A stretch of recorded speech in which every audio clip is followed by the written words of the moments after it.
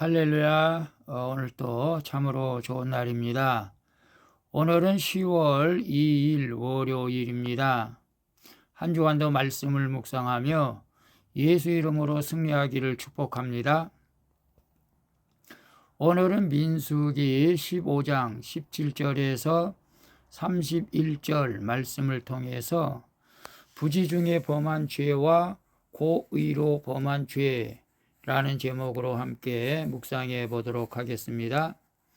먼저 본문을 함께 읽도록 하겠습니다.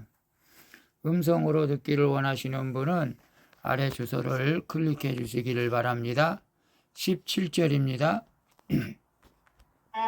여호와께서 모세에게 말씀하여 이르시되 18절, 이스라엘 자손에게 말하여 이르라.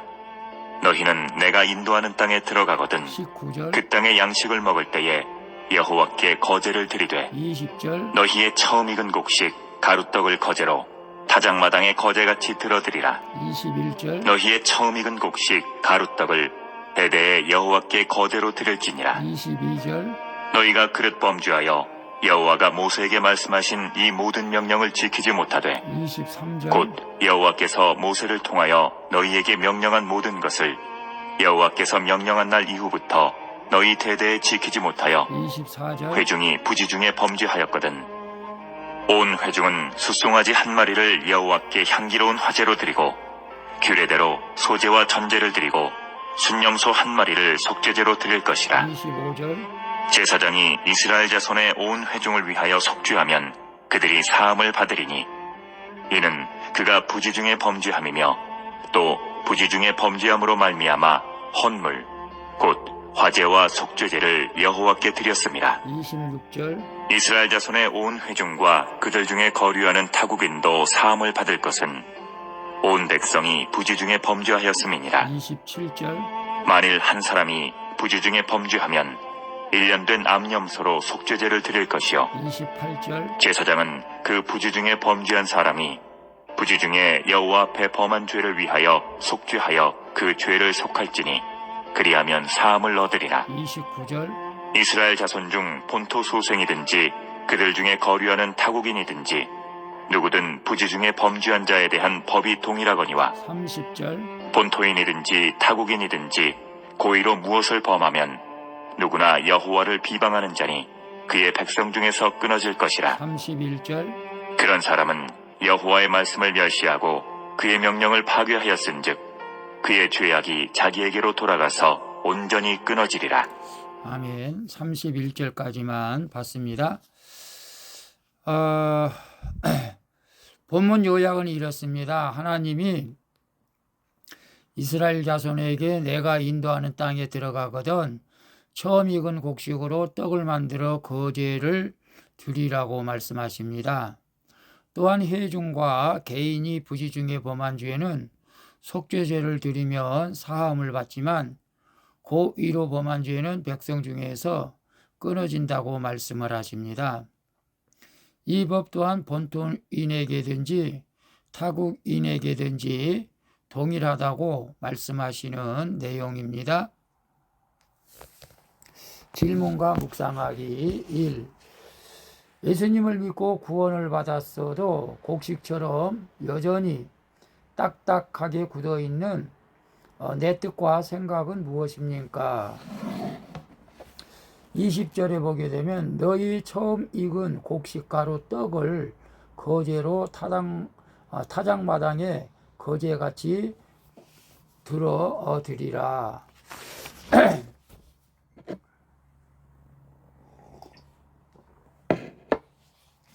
하나님은 이스라엘 백성에게 가나안 땅에 들어간 후 처음 익은 곡식으로 가루떡을 만들어 대대로 하나님께 바치게 하라고 말씀하십니다. 이는 그들에게 주어진 땅과 그 땅에서 거둔 모든 소산물이 하나님의 것임을 인정하고 하나님의 은혜에 감사하도록 하기 위함이죠. 그런데 이때 하나님이 곡식을 가루로 만들게 하시는 데에는 특별한 의미가 있습니다. 구원받고 주님께 모든 것을 드리는 인생이 되려면 곡식처럼 빠지고 갈아져서 가루 같은 새로운 존재로 거듭나야 한다는 뜻을 말씀하고 있는 것입니다. 그래서 예수님을 믿고 구원을 받았어도 곡식처럼 여전히 딱딱하게 굳어있는 내 뜻과 생각은 무엇입니까?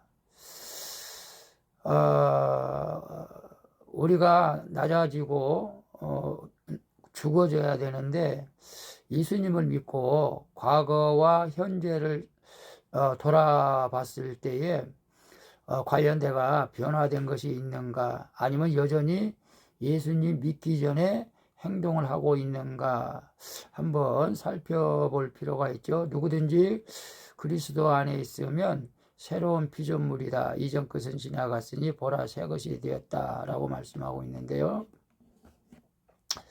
아직도 우리 마음이 딱딱하게 굳어져서 인간관계를 대할 때에 마음을 활짝 열지 못하고 또 예수님의 사랑으로 대하지 못하고 있는 것이 있는지 한번 살펴볼 필요가 있죠. 그래도 예수님 믿고 나서는 우리가 낮아지고 겸손해져서 다른 사람을 더 섬기고 배려해야 하는데 그렇지 못하고 늘 판단하고 이기적인 생각을 갖고 있다면 아직도 우리가 더 부서져야 하는 것입니다. 내 마음이 아직도 딱딱하고 인간관계가 어렵다면 내가 먼저 부서져서 하나님 앞에 온전히 들어질 때 모든 관계가 이제 형통하게 되어질 줄로 믿습니다. 2번 봅니다. 내가 관행에 따라 부지 중에 범한 죄는 무엇입니까? 20절에 보게 되면 24절 회중이 부지 중에 범죄하거든 온 회중은 수송아지 한 마리를 여호와께 향기로운 화제로 드리고 규례대로 소제와 전지를 드리고 순념소 한 마리를 속죄제로 드릴 것이라. 인간은 100% 죄인이죠. 실수투성이자 연약한 존재인 것입니다. 그래서 알게 모르게 짓는 죄가 많이 있죠. 그래서 어제도 거룩한 주일이 있지만 우리가 대표기도 할 때 항상 알고 지은 죄, 모르고 지은 죄를 다 용서해 달라고 그렇게 기도할 때가 많이 있죠. 하나님은 부지 중에 지은 죄도 분명히 죄라고 말씀하시죠. 부지 중에 나도 몰래 지은 죄를 말하죠. 나도 몰래 지은 죄. 비록 그 행위가 고의가 아니고 순간의 실수라 할지라도 하나님은 반드시 죄에 대한 책임을 물으신다는 것입니다. 그러나 하나님은 우리의 구원을 위해 속죄의 길을 열어놓으신 것이죠. 속죄하면 그들이 사함을 받으리니, 속죄하면 그들이 사함을 받으리니 라고 말씀하시죠. 따라서 회개만이 내가 살 길이라는 것이죠. 회개하면 나를 살리는 것입니다. 내가 관행에 따라 부지 중에 범한 죄는 무엇입니까?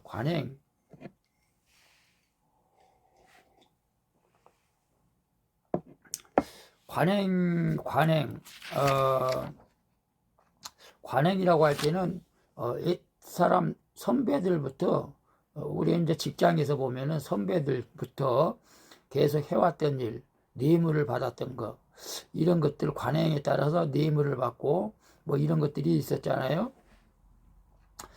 뭐 다른 사람들도 죄를 지니까 아니 다른 사람들도 이런 행동을 하니까 나도 이런 행동을 한다. 글쎄요. 뭐 술, 담배 먹는 것은 죄는 아니지만은 또 그것도 영적으로 또 우리가 별로 큰 도움은 되지는 않죠.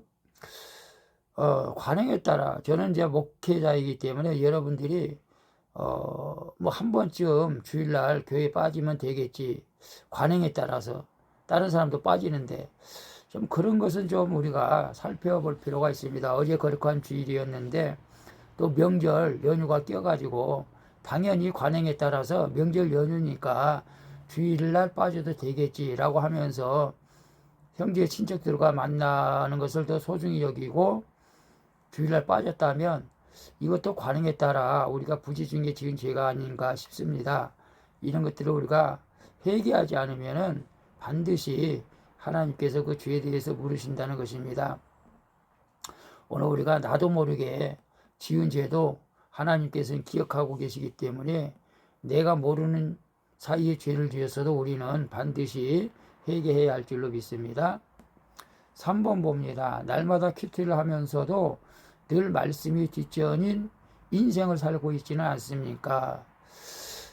내가 죄인인 줄 알면서도 고의로 범한 죄는 무엇입니까?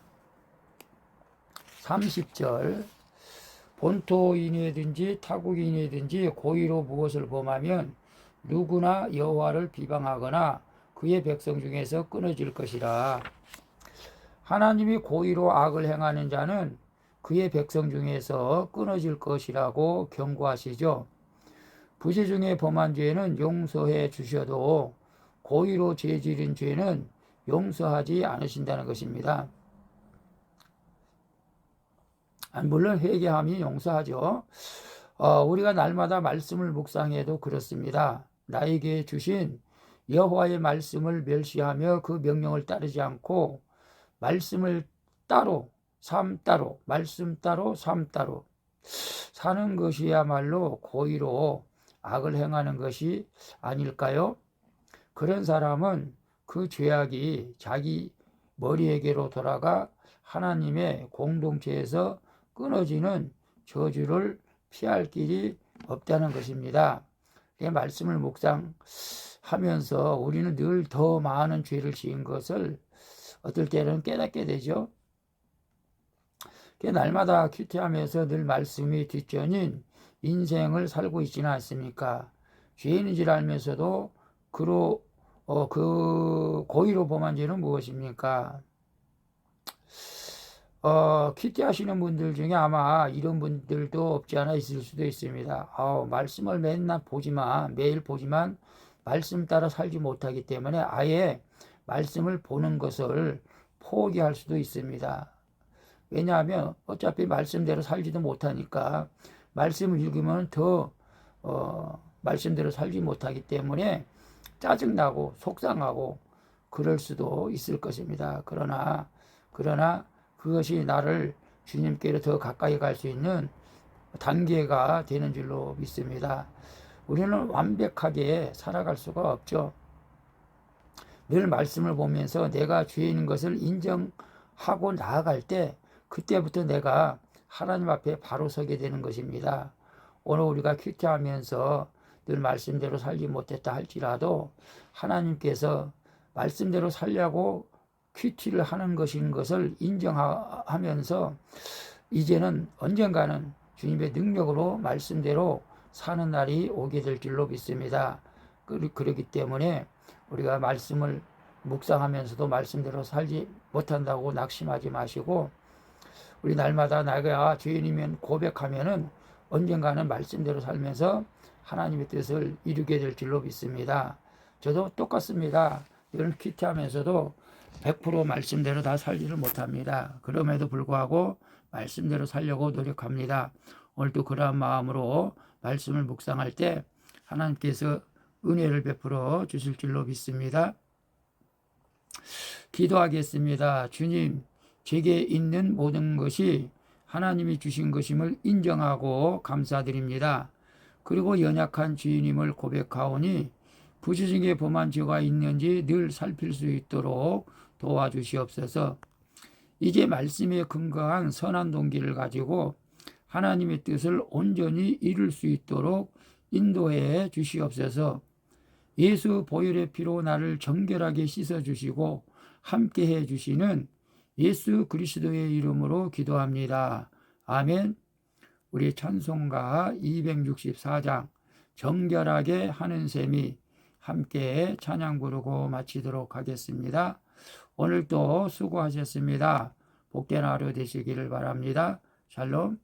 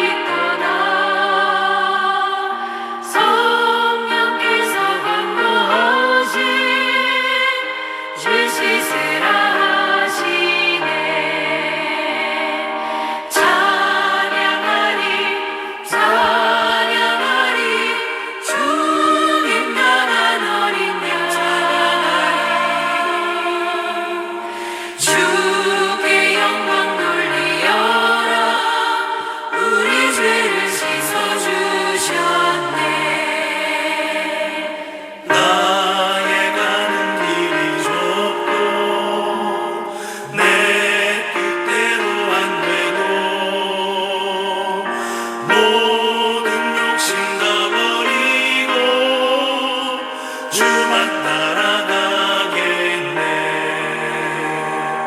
찬양하리 찬양하리 주님 향한 어린 양 주께 영광 돌리어라 우리 죄를 씻어주셨네. 나의 마음 제단 위에 불길같이 타올라 영원토록 찬양하며 주께 영광 돌리네. 찬양하리 찬양하리 주님 향한 어린 양 주께 영광